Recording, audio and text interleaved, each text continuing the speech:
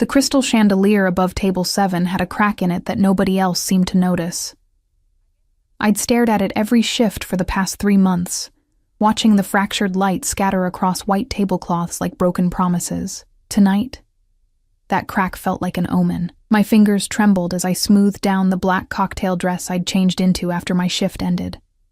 The fabric clung to curves I'd forgotten I had, buried under months of oversized sweaters and voluntary invisibility. The scent of jasmine from my wrists, a perfume I hadn't worn in half a year, mixed with the restaurant's signature ambiance. Aged wine, fresh roses, and the kind of money that whispered rather than shouted. "You look beautiful, Emma." David's voice cut through my anxiety, warm and uncomplicated in a way I'd almost forgotten existed. I forced a smile across the table, studying the man who'd asked me to stay after my shift ended. David Chen was safe, a regular customer, a corporate lawyer with kind eyes and a patient smile, who'd been leaving generous tips and gentle compliments for weeks before finally asking me to dinner. Nothing like, "No, I wouldn't think about him tonight. Thank you," I murmured, reaching for my water glass. The ice clinked against crystal, a delicate sound that somehow felt too loud. "I haven't done this in a while. Neither have I," David admitted, and his honesty made something tight in my chest loosen slightly. My colleagues said I was crazy, asking out the most beautiful woman in Manhattan while she was literally serving me soup. I laughed, and it sounded foreign to my own ears. When was the last time I'd laughed, really laughed? Not the hollow sound I'd perfected for customer service? The restaurant hummed around us with Friday night energy. Lucia's was the kind of establishment where politicians made deals, where engagement rings appeared over chocolate souffle, where I'd worked double shifts for 3 months to avoid going home to an apartment that echoed with memories I couldn't afford to keep. "Emma?" David's concerned voice pulled me back. "You okay? We can leave if you're not comfortable." "No, I'm fine, really." I straightened in my chair, willing myself to be present, to be normal. To be the woman I used to be before 6 months of heaven and hell had carved out pieces of my soul I wasn't sure I'd ever get back. "Tell me about your case. The one with the pharmaceutical company?" As David launched into an explanation, I found myself relaxing incrementally. His voice was steady, predictable. There was no undercurrent of danger, no weight of unspoken threats, no bodyguards lurking in shadows, no sudden phone calls that would end our evening without explanation. This was what normal people did. They went on dates. They talked about work and hobbies and mundane, beautiful things that didn't involve blood or territory or debts paid in ways that still made me wake up screaming. I was safe now. I'd made sure of it. The air conditioning kicked on and goosebumps rose on my bare arms. I'd picked this dress deliberately. Soft blue, modest neckline, nothing like the designer labels that had filled the closet in the penthouse I'd fled from. This dress was mine, bought with my own money, worn by my own choice. Freedom looked like a $40 clearance rack dress and tasted like cheap wine I'd ordered myself. "You're miles away again," David observed gently, setting down his fork. "Want to talk about it?" "About what?" "Whatever. Or whoever. Put that look in your eyes." My heart stuttered. "I don't know what you—" "It's okay." He held up his hands in surrender. "I'm not asking you to explain. I just want you to know that I see you, Emma, and whatever you're running from, you don't have to run alone." The kindness in his voice nearly undid me. I blinked rapidly, refusing to let tears fall. Not here. Not when I'd worked so hard to build these walls. "Thank you," I whispered. Our waiter appeared, Marcus, who I'd trained with when I first started, and I watched him set down our entrees with the kind of precision Lucia demanded. The scent of herb-crusted salmon filled the space between David and me, mixing with rosemary and lemon and possibility. This could work. This could be the start of something normal, something safe. I lifted my fork, determined to enjoy this moment, this small rebellion against the life I'd left behind. That's when I felt it. The shift in the air was subtle, like the moment before lightning strikes. The temperature seemed to drop despite the warm restaurant, and conversations at nearby tables faltered mid-sentence. I knew that feeling the way prey knows a predator has entered the clearing. My fork clattered against porcelain. "Emma?" David leaned forward. "What's wrong?" I couldn't breathe, couldn't think. My entire body had gone rigid with a recognition so bone-deep, it bypassed rational thought entirely. He was here. I didn't need to turn around to know. I could feel his presence like a physical weight, pressing against my spine, stealing oxygen from my lungs. After 3 months of silence, 3 months of freedom, 3 months of convincing myself I'd escaped. "Emma, you're scaring me." David's hand reached across the table toward mine. "Don't touch me," I wanted to scream. Don't give him a reason, but it was too late.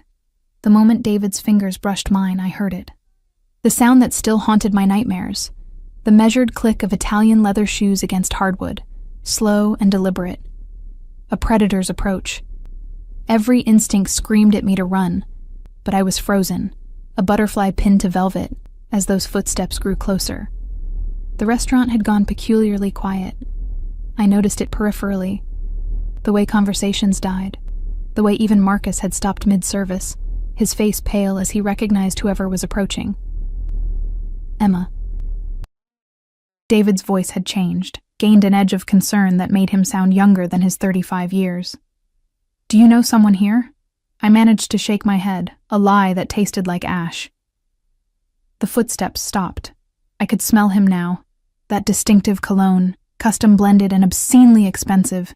Cedar and smoke and something darker that I'd never been able to name. It mixed with the scent of power, of danger, of everything I'd tried to forget. "Excuse me." The voice came from directly behind me, smooth as aged whiskey and twice as dangerous.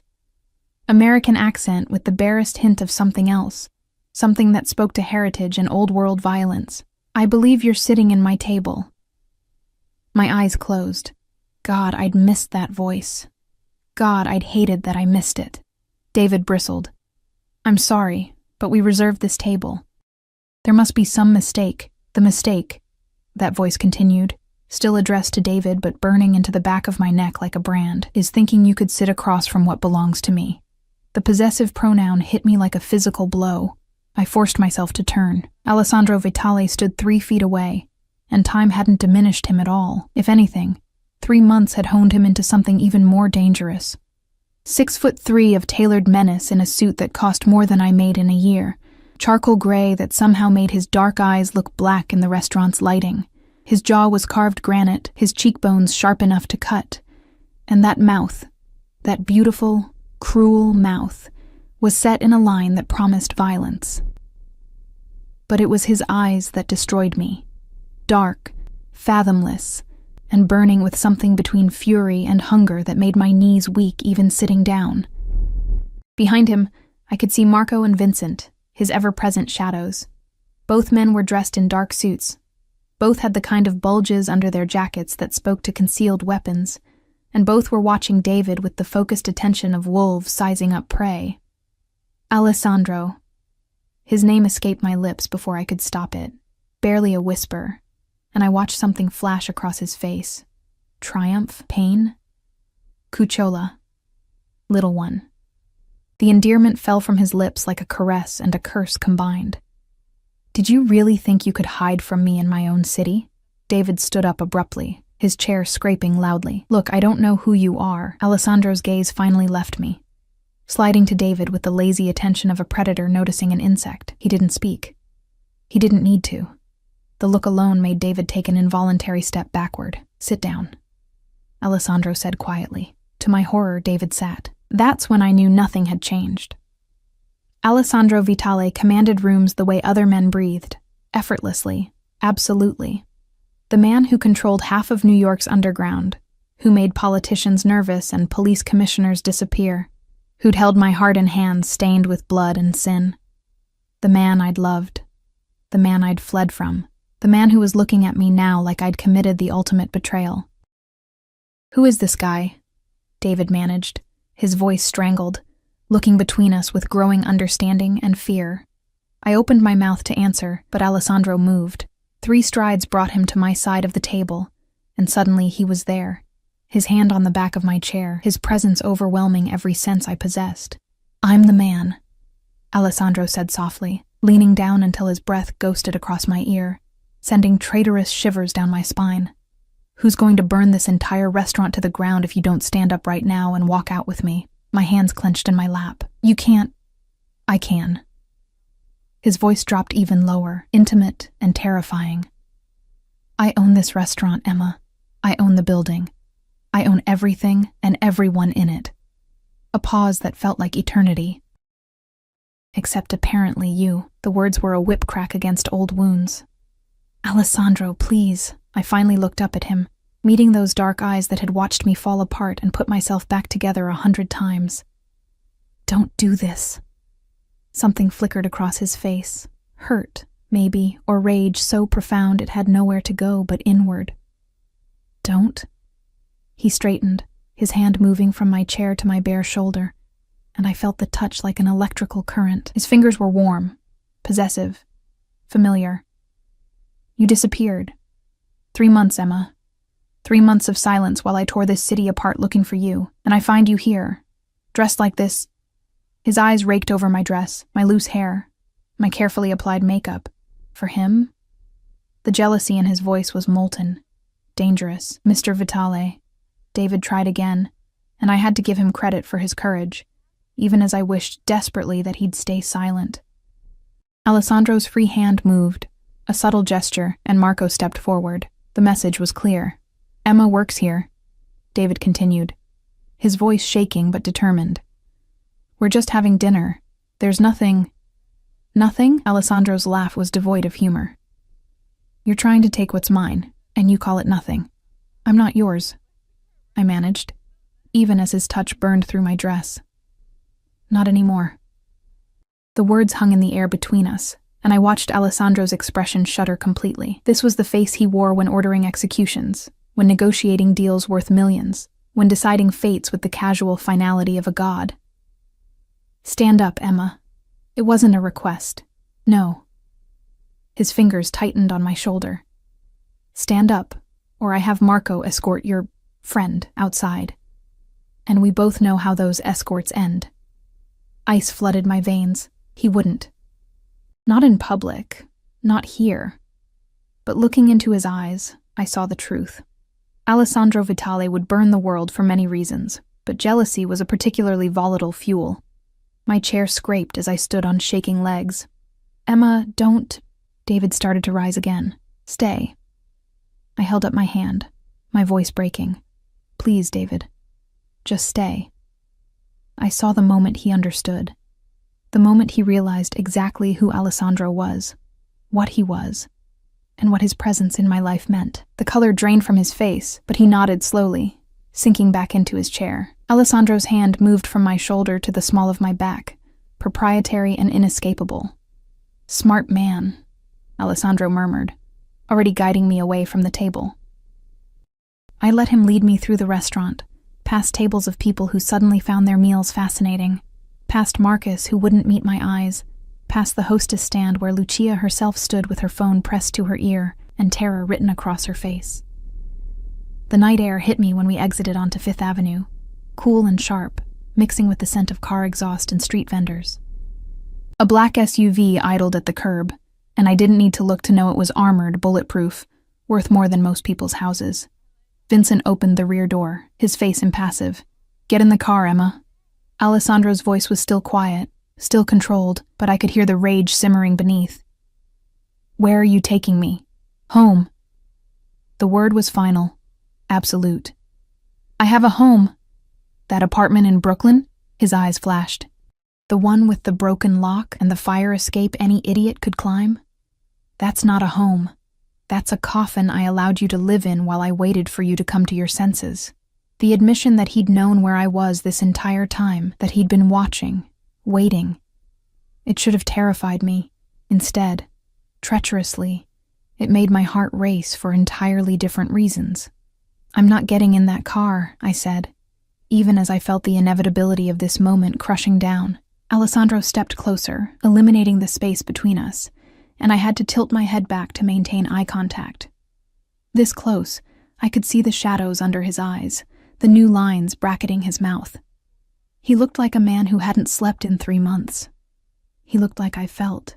You will, he said softly, because if you don't, I will throw you over my shoulder and put you in myself, and then I will go back into that restaurant and have a conversation with David Chen that he won't survive. The threat hung between us, real and terrible. You're a monster, I whispered. Yes. His hand came up, cupping my face with a gentleness that contradicted everything he was. But I'm your monster, Kuchela, and you knew that when you let me fall in love with you. Before I could respond, before I could process the bomb he'd just dropped, he guided me into the SUV. I fell into leather seats that smelled like him, into a cage I'd escaped once before. Alessandro slid in beside me, and Vincent closed the door with a finality that sounded like a cell locking. As the SUV pulled into traffic, Alessandro turned to me, and I saw it clearly for the first time. The fury, yes, but beneath it, something raw and bleeding. Who is he? The question was barely controlled. Tell me his name again so I can decide how slowly he dies. And I realized, with a sinking horror, that my attempt at freedom had just condemned an innocent man. Word count. 2089, bloco concluído. Aguardo sua autorização para continuar com o bloco 2. Ok 10:52. EM perfeito. Continuando com o bloco 2. Block 2. The city lights blurred past the tinted windows, streaking gold and red across Alessandro's face like war paint. He hadn't looked at me since his question hung unanswered between us, his jaw so tight I could see the muscle jumping beneath his skin. His hands rested on his thighs, deceptively calm, but I knew better. I'd seen those hands gentle and destructive in equal measure. His name is David Chen, I finally said, my voice steadier than I felt. He's a lawyer, corporate law. He has nothing to do with your world, Alessandro. He doesn't even know who you are. He knows now.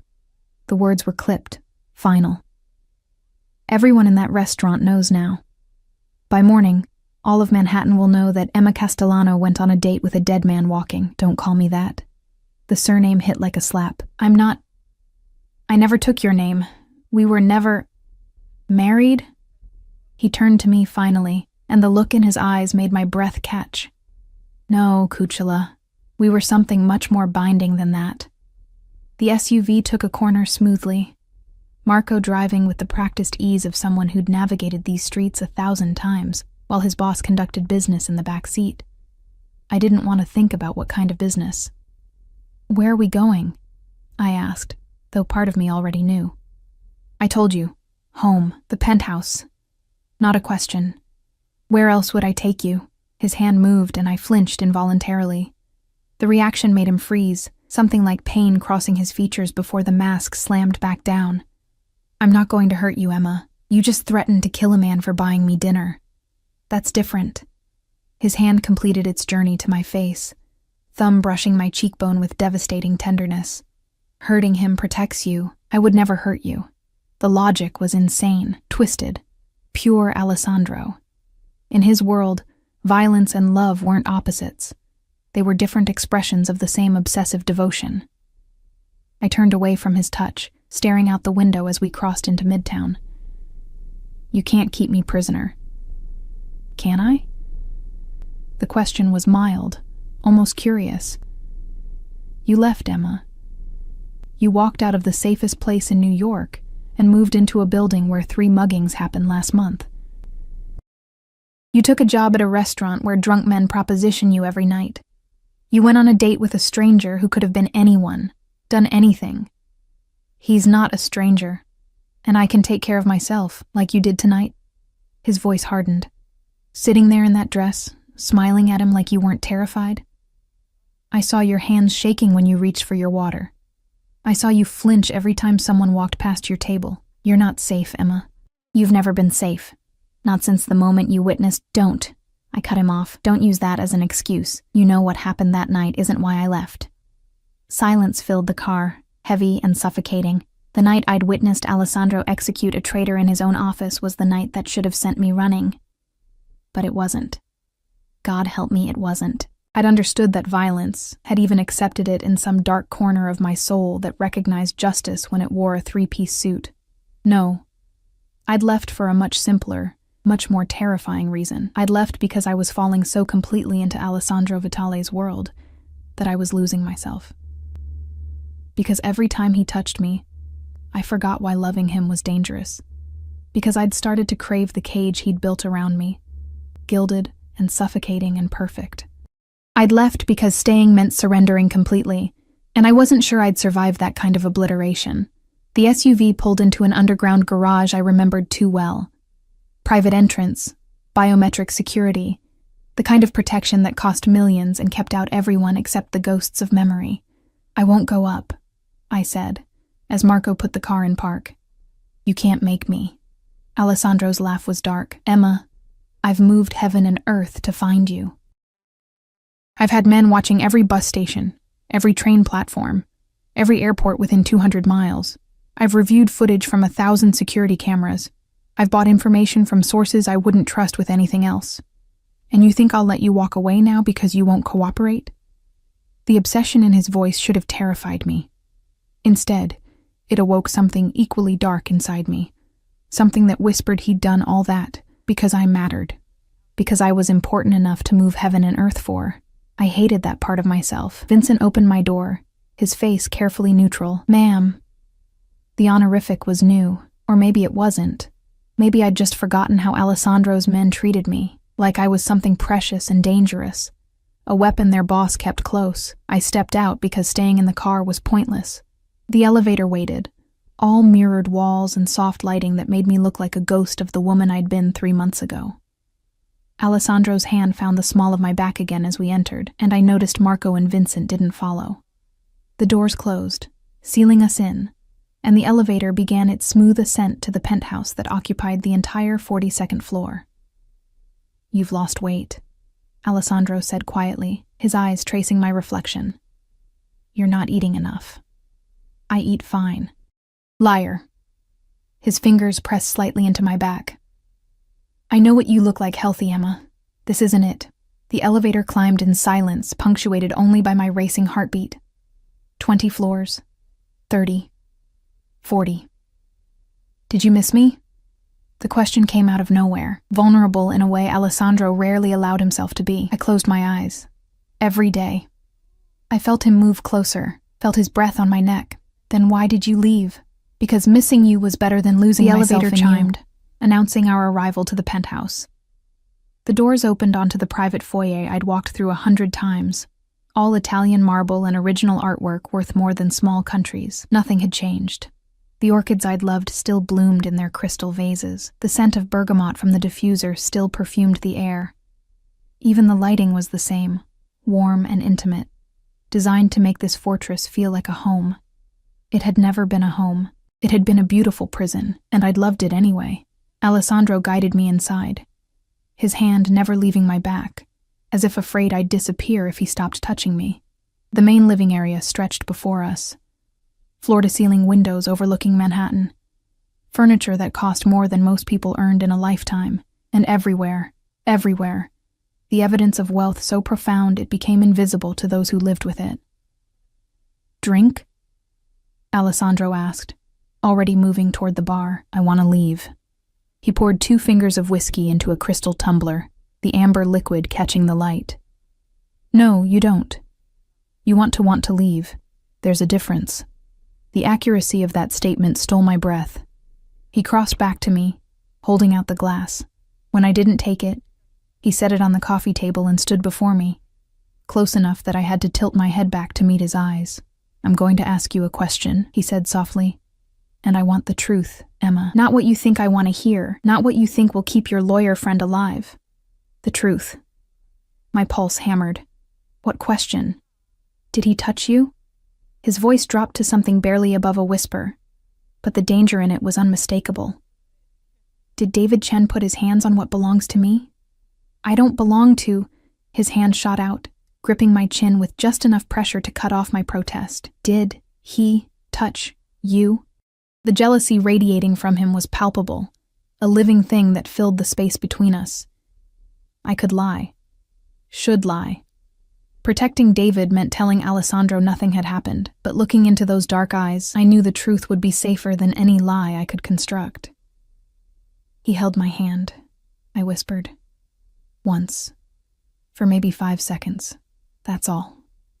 Something feral flashed across Alessandro's face. His grip on my chin tightened fractionally before he released me, stepping back and running his hand through his hair. A gesture of frustration I remembered too well. 5 seconds, he repeated, his voice dangerously quiet. 5 seconds of his skin on yours, and I want to rip out his throat with my bare hands.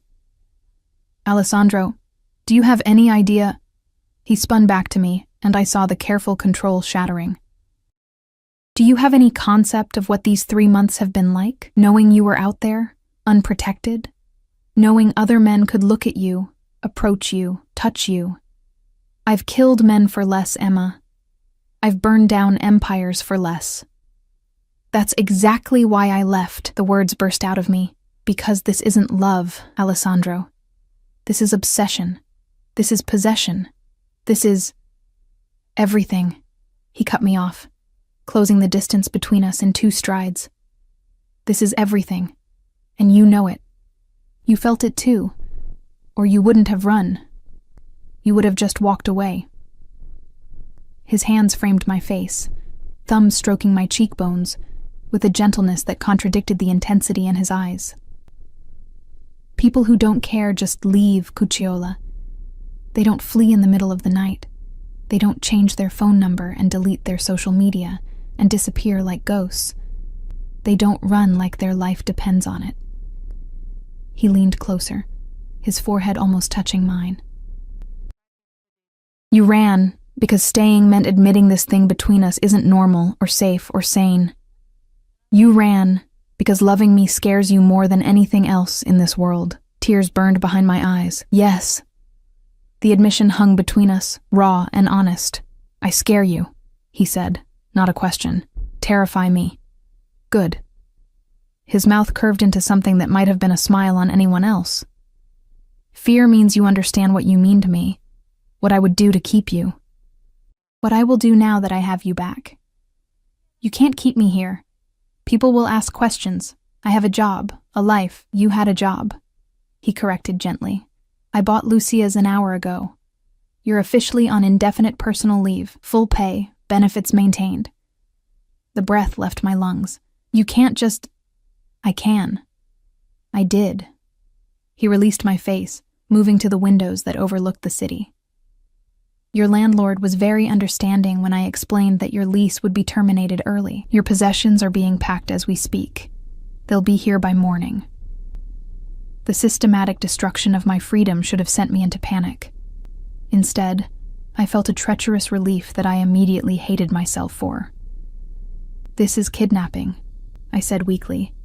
This is protection. He turned back to me, and his expression held something between tenderness and terror. 3 months ago, someone tried to use you to get to me. Did you forget that? Did you forget the bullet that shattered the car window 6 inches from your head? Did you forget the note they left, detailing exactly how they'd make you suffer to hurt me? I hadn't forgotten. The memory still woke me up screaming. You left before I could eliminate the threat, Alessandro continued. You left while there were still people out there who knew your face, knew your name, knew exactly how to destroy me. He crossed back to me, and I saw genuine fear beneath the anger. Do you understand what that did to me? Knowing you were vulnerable and I couldn't protect you, I was careful. You were visible. His voice finally rose. You worked in a public restaurant. You lived in a building with no security. You went on dates with men whose backgrounds you didn't check, whose families you didn't investigate, whose loyalties you couldn't verify. Because that's what normal people do, Alessandro. Normal people don't run background checks on everyone they meet. Normal people don't live in fortresses. Normal people get hurt. He finished quietly. Normal people become collateral damage in wars they don't even know are being fought. Normal people die, Emma, and I will not let you be one of them. The protective fury in his voice broke something inside me. This was why I'd fallen for him. Not the money or the power or the danger, but this, the absolute unwavering certainty that I mattered, that I was worth protecting, worth obsessing over, worth moving heaven and earth for. In Alessandro's world, I wasn't invisible. I was everything. I can't live like this, I whispered, even as I felt myself surrendering. trapped in a gilded cage, waiting for you to decide when I can breathe, where I can go, who I can see. Then we'll negotiate. He pulled me against him, and I didn't resist. Let myself feel the solid warmth of him, the steady beat of his heart beneath my cheek. Tell me what you need to feel less trapped. Tell me what freedom looks like inside the parameters of keeping you alive. His arms wrapped around me, and I felt 3 months of tension bleed out of his body. He was shaking slightly, I realized. This dangerous, powerful man was trembling because he was holding me again. I need to finish my degree, I said into his chest. Columbia won't hold my spot forever. Done. I'll arrange private security for campus. I need to see my sister. She's been worried. Marco will bring her here tomorrow, and before you ask, yes, she's been under protection this whole time. I wasn't going to let them use her to get to you. Of course he'd been protecting Shannon. Of course he'd thought of everything. And David? I asked quietly. Alessandro's arms tightened. What about him? You let him live. No retaliation. He didn't know. He touched you. For 5 seconds. Holding hands. In a public restaurant. I pulled back enough to look up at him. Please, Alessandro. He's innocent in this. Those dark eyes studied me for a long moment, and I saw the war happening behind them. Jealousy versus my happiness. Possession versus compromise. He lives, Alessandro finally said, but he doesn't contact you again, ever. And if he's smart, he'll accept the job offer. My lawyers will present him tomorrow. A position in our Hong Kong office, generous salary, immediate start date. You're exiling him to China? I'm giving him his life and a promotion. Most men who touch what's mine don't get either. He cupped my face again. This is me compromising, Emma. This is me being reasonable. The terrifying thing was, in Alessandro's world, it was. I sagged against him, exhausted from the adrenaline crash, from the emotional whiplash, from fighting a battle I'd known I'd lose from the moment he walked into that restaurant. I hate you sometimes, I mumbled. I know. He kissed the top of my head. But you love me more. I did. God help me. I did. Come, he said, guiding me toward the bedroom. You're exhausted. The master suite was exactly as I'd left it. Our bed with its silk sheets, the sitting area where I'd spent hours reading, the ensuite bathroom with the rainfall shower and the bathtub big enough for 2. Home, my traitorous heart whispered. Alessandro released me long enough to remove his suit jacket, shoulder holster, and the phone that never stopped buzzing. I watched him move through the familiar routine. This deadly man making himself marginally less armed in my presence. I should shower, I said, just to fill the silence. Then shower. His eyes followed me. I'm not letting you out of my sight tonight. The promise in those words sent heat curling through my belly. I moved into the bathroom, and he followed, leaning against the doorframe as I turned on the water. The intimacy of it was devastating. Him watching me undress, me letting him, both of us pretending this was normal. I'm still angry with you, I said, pulling the dress over my head. I know. His eyes darkened as I stood before him in just my underwear. I'm still furious with you too. Then we're even. Not even close, Cucula. He pushed off the doorframe. You ran from me.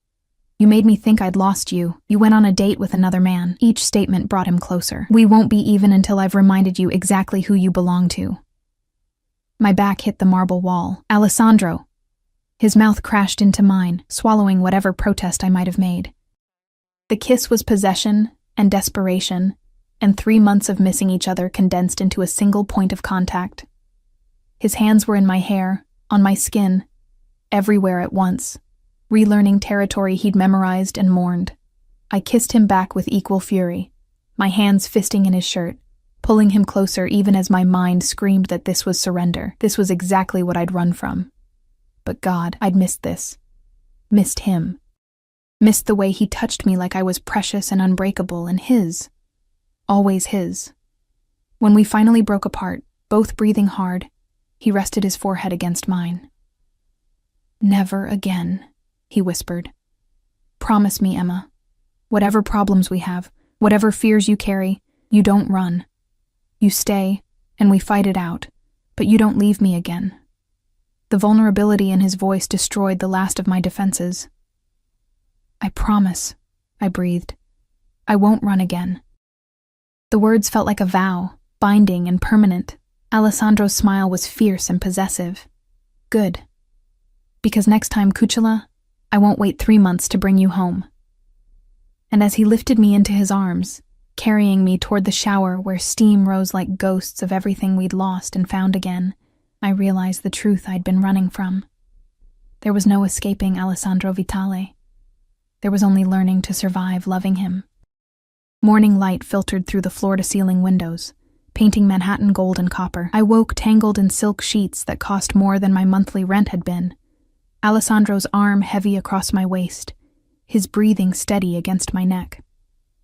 For a moment, I let myself pretend this was normal, that I was just a woman waking up next to the man she loved, in a beautiful apartment with a whole day stretching ahead of us. Then I felt the weight of what I'd agreed to last night settle over me like a shroud. I'd promised not to run. I'd surrendered. I'd walked back into the cage voluntarily, and this time, Alessandro wouldn't give me the chance to find the door unlocked. Stop thinking so loud. His voice rumbled against my shoulder. I can feel your anxiety from here.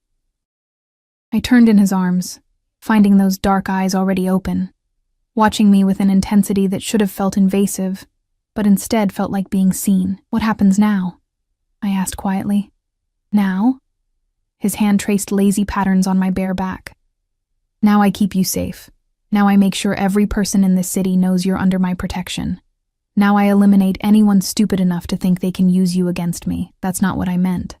I know what you meant, Cucciolo. He brushed hair from my face. You want to know if this is sustainable. If we can build something real when the foundation is possession, and obsession, and enough violence to drown in. The accuracy of that statement stole my breath. Can we? I whispered. Alessandro was quiet for a long moment, his thumb tracing my cheekbone. I don't know, he finally admitted, and the honesty was more reassuring than any lie would have been. I don't know how to love you less intensely. I don't know how to not want to lock you away from everything that could hurt you.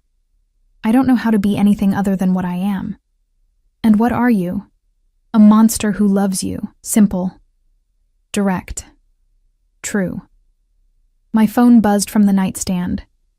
The new phone Alessandro had pressed into my hand last night, already loaded with his number, Marco's number, Vincent's number, and a direct line to Alessandro's private security team. The old phone, the one with David's texts and my sister's worried messages and evidence of my attempt at freedom, had been destroyed. Alessandro had crushed it beneath his shoe while I watched, eliminating that life with the same finality he eliminated threats. I reached for the new phone, a text from an unknown number. Your belongings arrived. Marco is organizing them in the guest room for your review. V. Vincent. Always efficient. I should go through my things, I said, starting to sit up. Alessandro's arm tightened. Later. Right now, I want to memorize the fact that you're here, that you're real, that I'm not going to wake up and find you gone again. The raw need in his voice made my chest ache. I promised I wouldn't run. You promised before. His eyes darkened. The night before you left, you fell asleep in my arms and whispered that you'd never leave me. I believed you. I shouldn't have. Guilt twisted in my stomach. Alessandro, I'm not saying it to hurt you. He pulled me closer. I'm saying it because I need you to understand what it did to me. Waking up to find you gone, finding the note you left. His voice cracked slightly, all 2 sentences of it. I can't do this anymore. I'm sorry. That's what 3 months of love was worth to you. 2 fucking sentences. Tears burned my eyes. What did you want me to write? A dissertation on why loving you was destroying me? A detailed explanation of how every day I stayed, I lost more of myself? Yes. He sat up abruptly, the sheets pooling around his waist. I wanted you to talk to me, to fight with me, to give me a chance to fix whatever was breaking. Instead, you disappeared like I meant nothing. You meant everything. The words burst out of me as I sat up too, facing him. That was the problem, Alessandro. You were everything, and I was disappearing into you. My world had shrunk to this penthouse, to your schedule, to waiting for you to come home and hoping tonight wasn't the night someone decided you were worth killing, so you decided to kill me instead? His laugh was bitter. Do you have any idea what it's like, loving someone who can destroy you with absence? I've survived assassination attempts, turf wars, betrayals that would have broken lesser men. But you leaving? That almost did what bullets and blades never could. The vulnerability in his admission cracked something open inside me. This powerful man, this dangerous man, sitting before me and confessing that I had the power to destroy him. I didn't know, I whispered.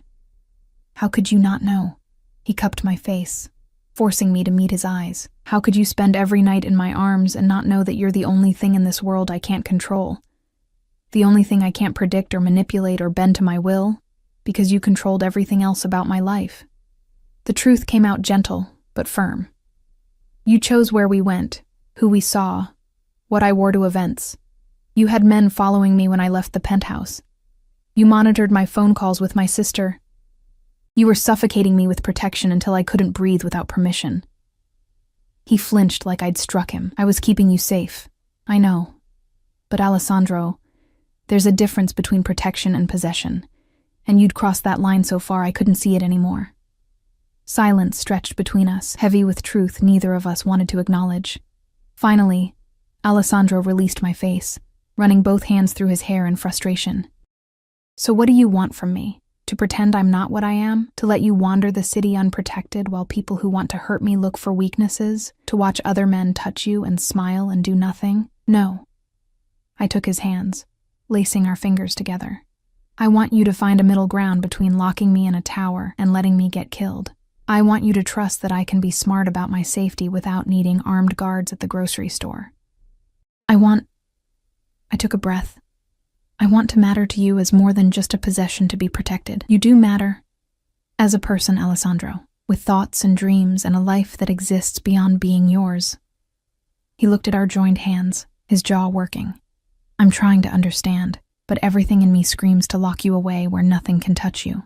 Where you're safe, where you're mine and only mine. I know. I squeezed his hands. And I'm trying to understand that your love language is obsessive protection. But we have to meet somewhere in the middle, or this will never work. What does the middle look like? It was such a genuine question, asked with such honest confusion, that I almost laughed. Alessandro Vitale, who negotiated billion-dollar deals and commanded an empire built on violence and fear, genuinely didn't know how to compromise in a relationship. It looks like you letting me finish my degree at Columbia, I started. With reasonable security that doesn't involve armed guards in my classes. He nodded slowly. Continue. It looks like me checking in with you when I'm going somewhere, not because you demand it, but because I want you to know I'm safe. Another nod. It looks like you asking before you make decisions that affect my life. Not telling me you bought the restaurant where I work. Not moving my things without permission. Asking. Like I'm a partner, not a possession. This one made him wince, but he nodded again. And it looks like you working on the jealousy, I added quietly. I'm not going to date other men. I'm not interested in anyone but you. But you can't threaten to kill everyone who looks at me or speaks to me. That one's going to take work, he admitted. The jealousy. Emma, it's not rational. It's not something I can control with logic. When I saw you with him, when I saw his hand touch yours, his grip tightened on my fingers, I wanted to burn the world down. I still do. I know. But you have to try. For us to work, you have to try. Alessandro pulled me back into his arms, his face buried in my neck. I'll try. God help me. I'll try. But Emma, you have to understand. Some things won't change. I will always have you protected. I will always know where you are. I will always eliminate threats before they get close to you. Those aren't negotiable.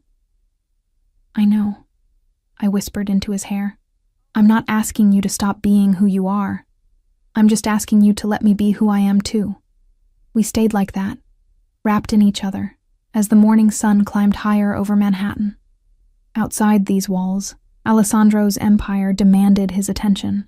His phone had been buzzing relentlessly on the nightstand, but for this moment, we existed in a bubble of tentative understanding. A sharp knock interrupted our peace. What? Alessandro called, not releasing me. Marco's voice came through the door. Boss, we have a situation. Romano's men were spotted near Columbia. Looks like they're positioning. Every muscle in Alessandro's body went rigid. How many? 4 that we've identified. Could be more. Alessandro's arms tightened around me protectively, and I felt the shift in him, from lover to predator in the space of a heartbeat. Lock down the building, he ordered. Get Vincent and the team here. I want eyes on every entrance, every exit. And Marco? Find Romano. I don't care if you have to turn over every stone in this city. Find him. Yes, boss. Footsteps retreated, and Alessandro finally pulled back to look at me. His face had transformed into the mask I'd seen him wear when conducting business. Cold, calculating, dangerous. This is what I was afraid of, he said quietly. This is why I couldn't let you stay in that apartment. Romano's been quiet since you left. I thought maybe he'd moved on, found other targets, but now he knows I'm back, I finished. Now he knows I have my weakness back. Alessandro stood, already reaching for his phone. Get dressed. We need to brief the security team, and then you're going to tell me everywhere you went in the last 3 months. Everyone you talked to, anyone who might have seen you. The fear in his voice made my blood run cold. Alessandro. Who is Romano? He turned back to me, and for the first time since I'd known him, I saw something close to fear in his eyes. He's the man who tried to kill you 3 months ago, Alessandro said. He's the man whose brother I executed for betrayal, and he's the man who swore he'd take everything I love before putting a bullet in my head. My hands started shaking. The note, the one you mentioned, detailed exactly how he'd make you suffer. Exactly how he'd use you to break me before ending us both. Alessandro crossed back to me, gripping my shoulders. This is why I need you to understand. This isn't paranoia or obsession for the sake of it. There are real threats, Emma, people who would hurt you just to watch me bleed. Then we deal with them, I said, trying to sound braver than I felt. Together. No. His grip tightened. You stay here, where you're safe. I deal with them. Alessandro, this isn't negotiable, his voice rose. You want compromises? Fine. You want to finish your degree? Done. You want more freedom? We'll negotiate. But you do not get to put yourself in danger. You do not get to play target while I hunt threats. That's where the line is drawn, Emma. That's where I become the monster you're afraid of. I saw it then. The true depth of his fear, not for himself, for me. Okay, I said softly. Okay. I'll stay here. I'll let you handle Romano. Some of the tension bled out of his shoulders. Thank you. But Alessandro, I waited until he met my eyes. After you handle this, after the threat is gone, we go back to negotiating, because I won't live in fear forever, and neither will you. A ghost of a smile touched his lips. Deal. He kissed me, hard and desperate, then pulled away to start making calls. I watched him transform into the man who ran an empire, barking orders, coordinating movements, deploying resources with the efficiency of a general commanding troops. This was the man the city feared. This was the man who could make problems disappear with a phone call. This was Alessandro Vitale in his element, and I'd promised not to run from this. From him, from the danger that came with loving a man whose empire was built on violence. My phone buzzed. A text from a number I didn't recognize. Your sister is safe. She's asking about you. Should I bring her here? M. Marco, always thinking ahead. I texted back. Yes, but don't tell her everything. She worries. The response was immediate. Boss already briefed me. She'll know you're safe. Nothing more. I looked up to find Alessandro watching me while simultaneously talking on his phone. Even divided, his attention was absolute. He ended his call and crossed to me. Shannon will be here in an hour. Vincent's bringing her. She's been under protection since you left. She just didn't know it. Thank you for keeping her safe. She's your family. That makes her mine. He cupped my face. I need to go to the office, handle some things in person. Marco will stay with you. Vincent will return after he delivers Shannon. Don't answer the door for anyone else. Don't go near the windows. I'll be careful. I interrupted gently. I promise. He studied my face like he was memorizing it. If anything happened to you, it won't. I placed my hand over his heart, feeling it race beneath my palm. Go. Do what you need to do. I'll be here when you get back. You better be, Kuchela. He kissed me once more, fierce and possessive. Because if I have to hunt you down again, I'm never letting you out of my sight. Ever. It should have sounded like a threat. Instead, it sounded like a promise. And as I watched him leave, surrounded by his guards, his phone already pressed to his ear, I realized something that should have terrified me but instead brought strange peace. I'd stopped running. Not because I'd given up on freedom, but because I'd finally understood that freedom without Alessandro wasn't freedom at all. It was just another kind of prison. One where I was locked away from the only person who made me feel truly alive. Now I just had to survive the danger that came with that choice. Shannon arrived exactly 1 hour later, escorted by Vincent and looking simultaneously relieved and furious. My little sister, though at 23, she hated being called little, burst through the penthouse door and crossed the marble foyer in 5 angry strides before pulling me into a crushing hug. "You absolute idiot," she hissed into my hair. 3 months, Emma. 3 months of cryptic text saying you were fine, that you needed space, that you'd explain later. Do you have any idea how worried I was? "I'm sorry," I mumbled into her shoulder, breathing in her familiar scent of vanilla and coffee. "I'm so sorry, Shan." She pulled back, her green eyes, so like our mother's, scanning my face with the intensity of someone cataloging damage. "You lost weight. You have circles under your eyes, and you're back here, with him. Which means—" Her gaze cut to where Marco stood discreetly by the entrance. "Everything you ran from is still true. It's complicated. It's always complicated with Alessandro Vitale." Shannon grabbed my hand, pulling me toward the living room and away from Marco's hearing. When we were seated on the plush sofa, she gripped both my hands. "Emma, talk to me. Really talk to me. Not the sanitized version you think I need to hear." I looked at my sister. Brilliant, fierce Shannon, who'd raised me as much as I'd raised her after our parents died, who'd worked 2 jobs to help put me through school, who'd never asked for anything except honesty. "I love him," I said simply. "I love him, and it terrifies me." And I ran because I didn't know how to reconcile those 2 things. And now? Now I'm trying to figure out if love is supposed to feel this consuming. If it's supposed to make you lose yourself and find yourself simultaneously. I took a shaky breath. If it's supposed to feel like drowning and breathing for the first time all at once. Shannon's expression softened. "Oh, Emma. I know it's insane. I know he's dangerous and possessive and probably a dozen kinds of wrong for me. But Shan, when I was away from him, I felt like half of myself was missing. Like I was walking around with a piece of my soul torn out. That's not love, Em, that's dependency." "Is it?" I challenged. "Or is that what real love feels like when you've only ever had the shallow kind, when you've only ever dated safe men who made you feel comfortable instead of alive?" Shannon was quiet for a long moment. "He had me protected," she finally said. "This whole time you were gone. I didn't know until Vincent told me this morning. But there were men watching my apartment, my work, everywhere I went. Alessandro Vitale kept me safe because I'm your sister." "I know. That level of care, of thoroughness." She hesitated. "That's not just about possession, Emma.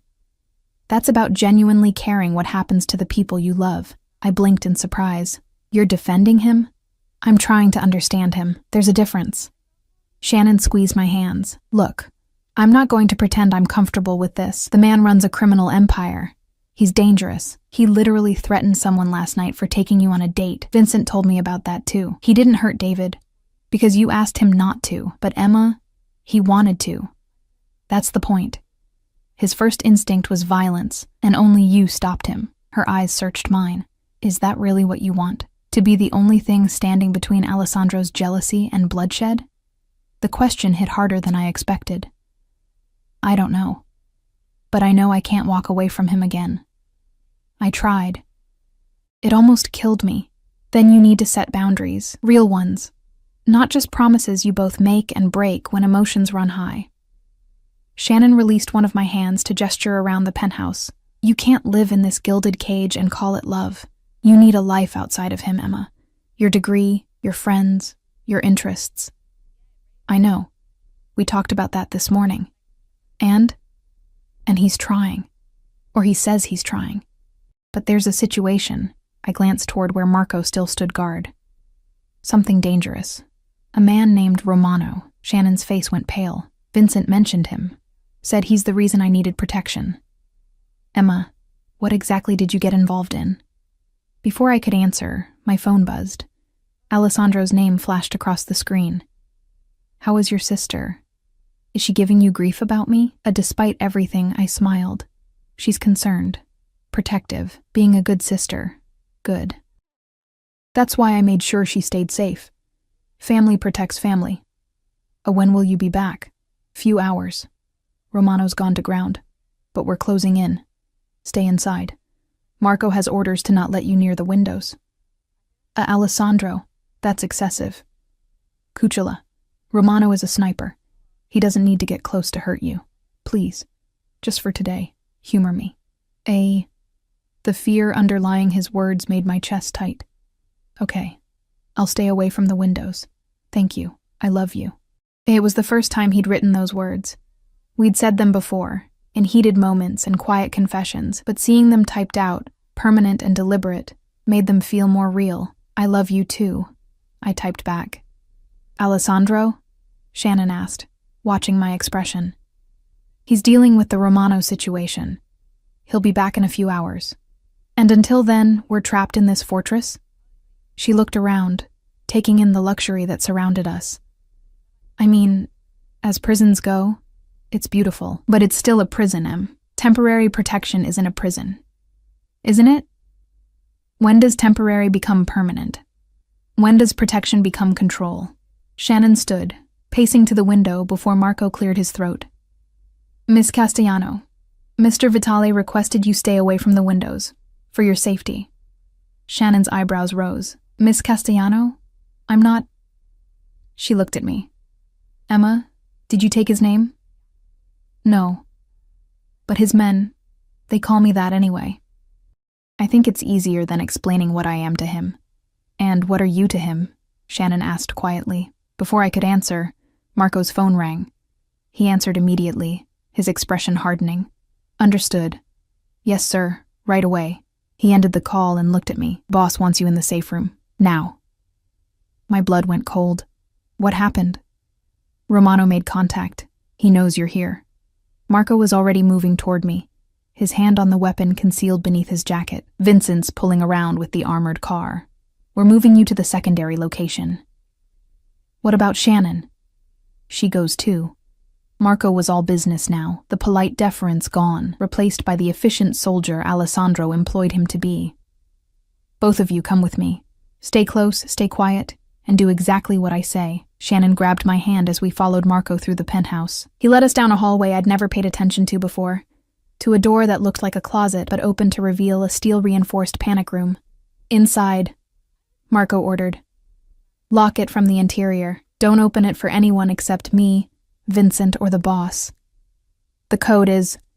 He rattled off 6 digits. You'll need to enter it every hour or the system assumes you're compromised and automatically alerts the police. Marco, what's happening? I demanded. His expression softened slightly. Romano sent a message, a photo of this building, of the penthouse windows, with coordinates and a timestamp from 10 minutes ago. He's here, Miss Emma. Or he was.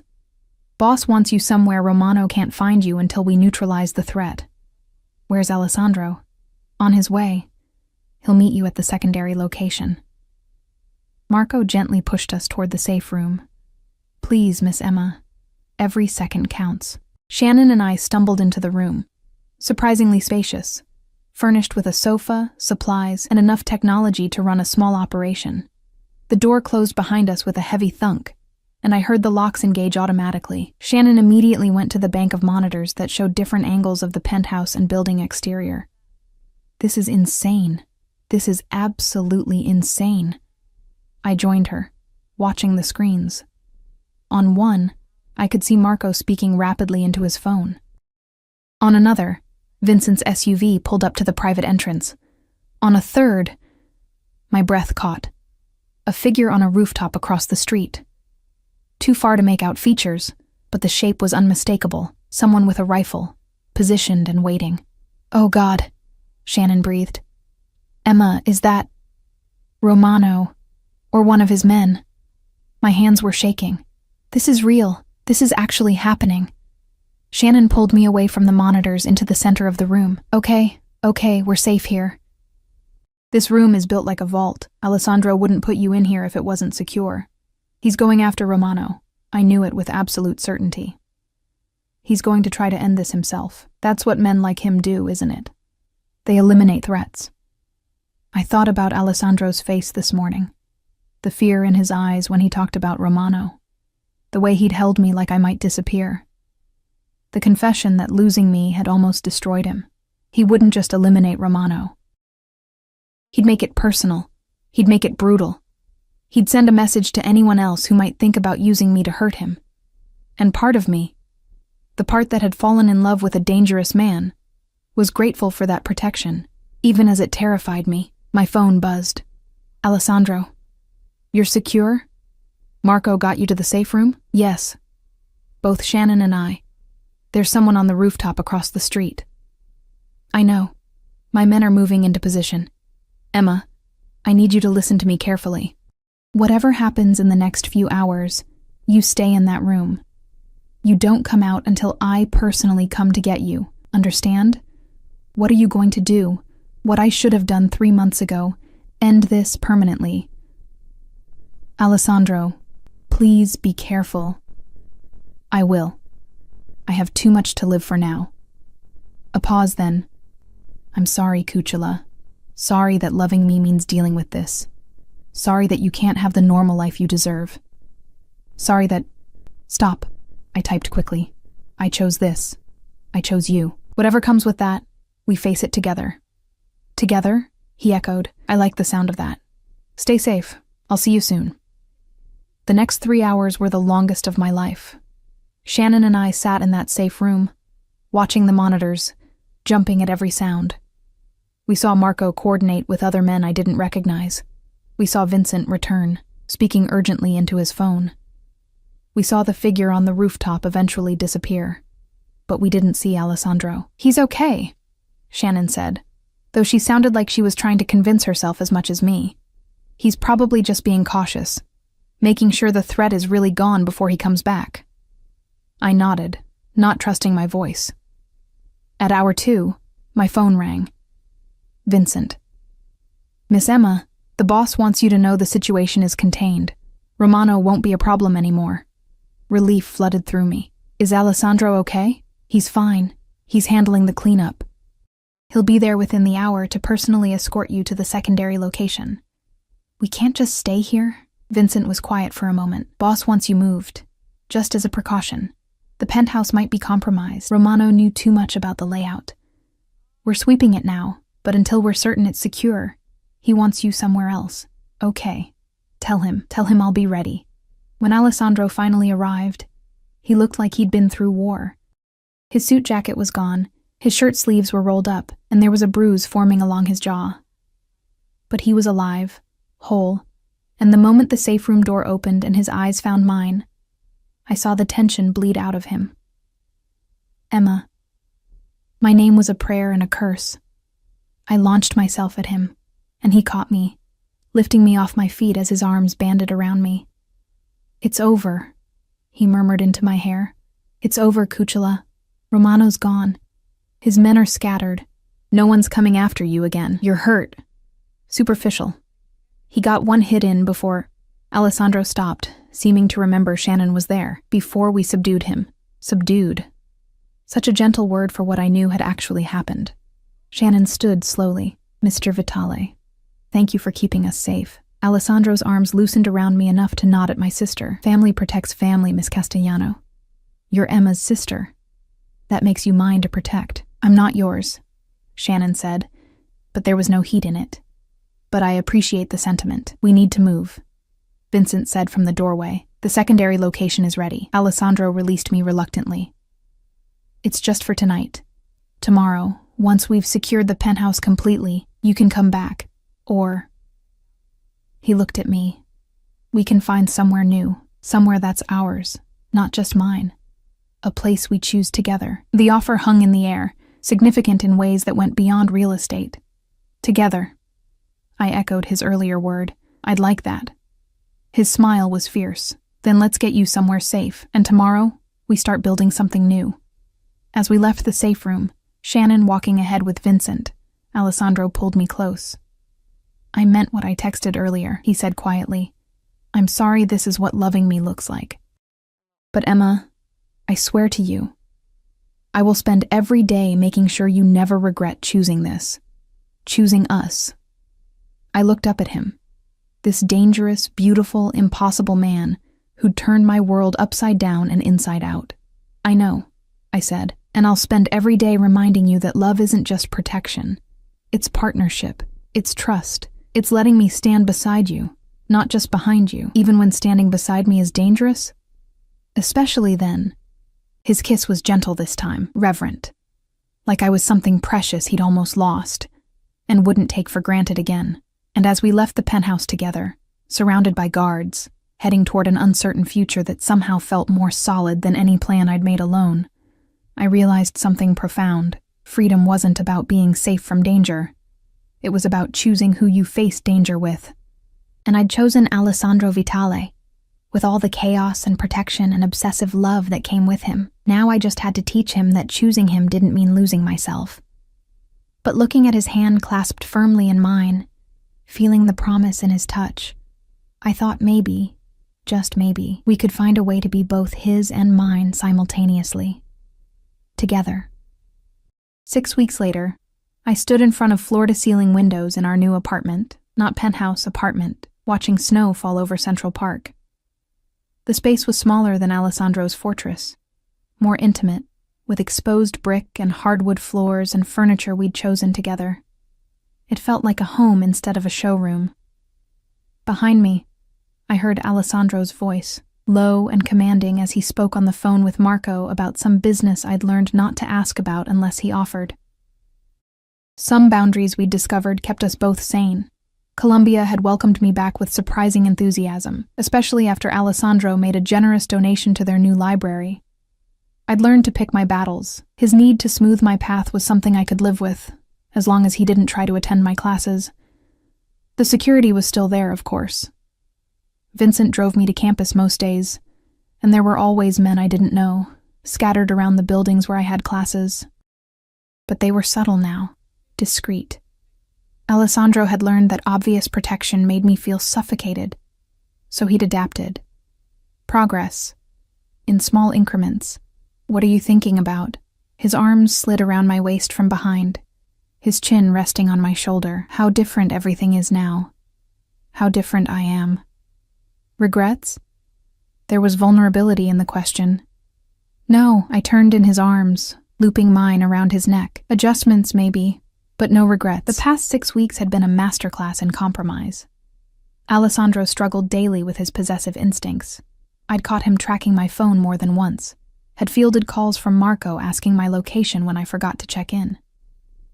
But he was trying, genuinely trying, to give me the space I needed to be more than just his. In return, I'd learned to understand that his need to protect came from a place of deep fear, not just control. The nightmares he had, the ones where he woke reaching for me, panic in his eyes until he confirmed I was real and safe, those told me more about his internal landscape than any conversation could. Shannon called, I said. She wants to have dinner this weekend. She's bringing someone. Alessandro's eyebrows rose. Someone? A guy from her work. She sounded happy. I traced the collar of his shirt. She also said to tell you thank you. For what? For keeping your promise. For letting her live her life without interference. Shannon had been the test case for Alessandro's growth. Could he protect family without controlling them? So far, he'd passed. Her security was invisible, and she'd only discovered it existed when she'd mentioned a coworker was making her uncomfortable, and the man had mysteriously transferred departments the next day.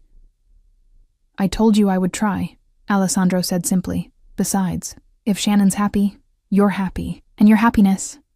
He cupped my face. Is the only thing that matters to me. Not the only thing. I gestured to his phone, still buzzing on the counter. Your empire matters too. The empire exists to protect what I love. You're what I love. Therefore, he kissed my forehead. You matter more. The logic was pure Alessandro. Circular and absolute, and somehow sweet in its intensity. I have something for you, he said, releasing me to retrieve a folder from his briefcase. I took it cautiously. The last surprise gift had been a car. A bulletproof, GPS-tracked, ridiculously expensive car that I'd initially refused before accepting that some protections were non-negotiable. Inside the folder were property deeds. I scanned them, confused. What is this? The building where you used to live in Brooklyn. I bought it. My heart sank. Alessandro, we talked about this. You can't just buy. I bought it, he continued calmly, and transferred ownership to a trust. For low-income housing, rent-controlled, managed by a nonprofit, no connection to me or my businesses. He watched my face carefully. You said you felt guilty, living in luxury while people struggled. This doesn't erase that, but maybe it helps? I stared at the documents, emotion clogging my throat. You did this for me? I did this for us. You needed to know that being with me didn't mean abandoning your values. That my wealth could do more than just protect. It could help. He shifted uncomfortably. I'm not good at grand gestures that don't involve intimidation or violence, but I'm learning. I set the folder down and kissed him, pouring everything I felt into it. Gratitude, love, hope for what we were building together. When we broke apart, both breathing hard, Alessandro rested his forehead against mine. There's something else, something I need to tell you before... He hesitated. Before we go any further, the seriousness in his tone made me nervous. What is it? Marco found something. During the cleanup after Romano, he led me to the couch, sitting and pulling me down beside him. Evidence that Romano wasn't working alone. He had information about you, details he couldn't have gotten himself. Someone fed him intel. Someone close. My stomach dropped. Who? Someone in my organization, someone I trusted. His jaw tightened. I've handled it. They're gone. But Emma, I need you to understand. There will always be threats, maybe not as direct as Romano, but people who see you as a weakness, a way to hurt me. I can minimize the danger, but I can't eliminate it entirely. I know. I took his hands. I've known that since the beginning, Alessandro. Loving you means accepting that risk. Does it, though? He looked at me with an intensity that stole breath.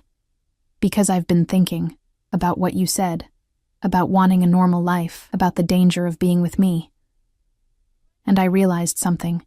I can't give you normal. I can't give you safe. But maybe... He reached into his pocket. I can give you a choice. He pulled out a small velvet box, and my heart stopped. This isn't a proposal, he said quickly, opening it to reveal a ring, simple, elegant, a single diamond that caught the light. Not yet. Not until you finish your degree, until you've had time to build a life that's yours, not just ours. But it's a promise that when you're ready, if you're ready, I'll ask. And if you say yes, I'll spend every day earning that yes.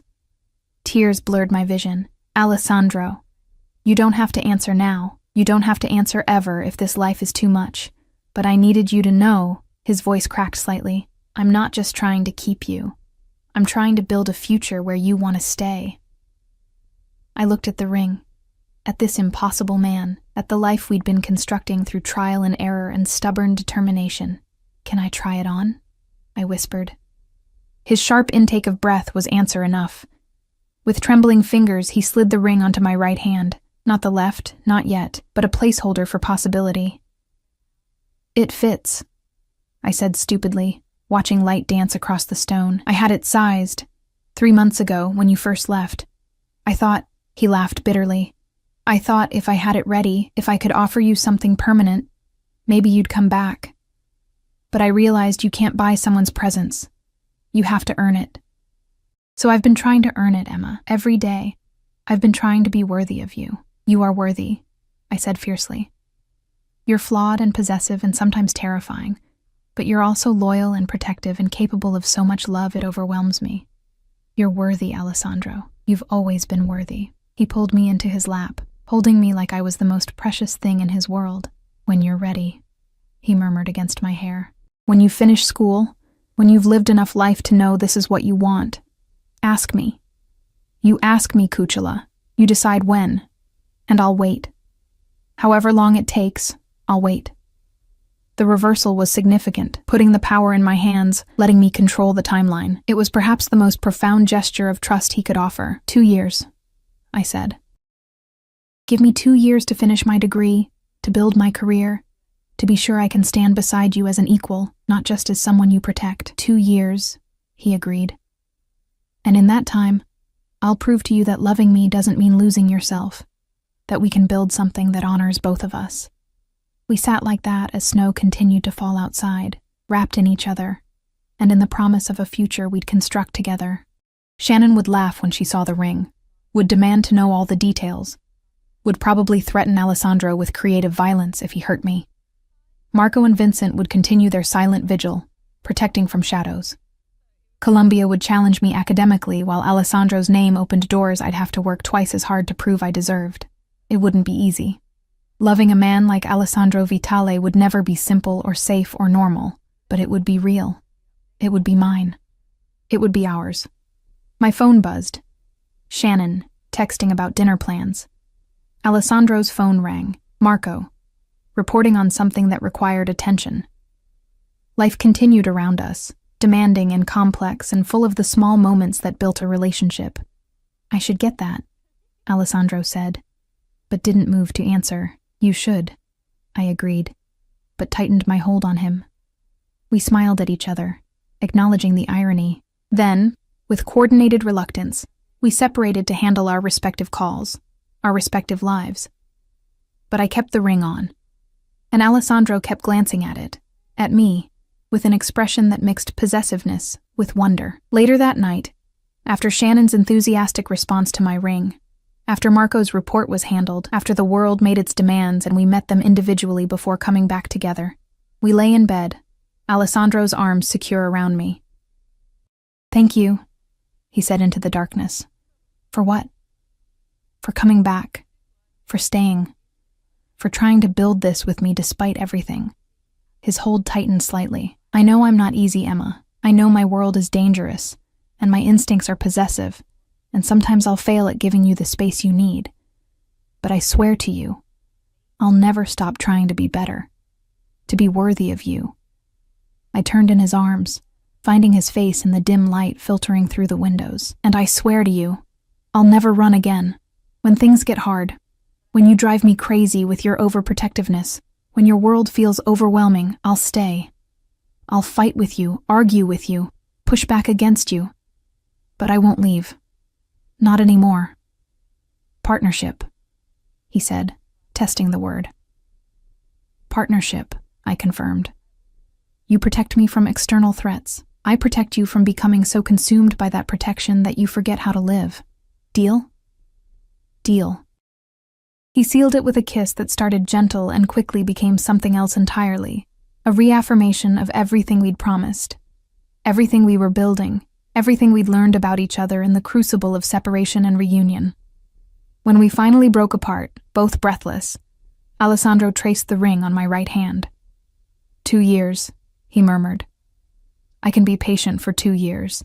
Can you? I teased.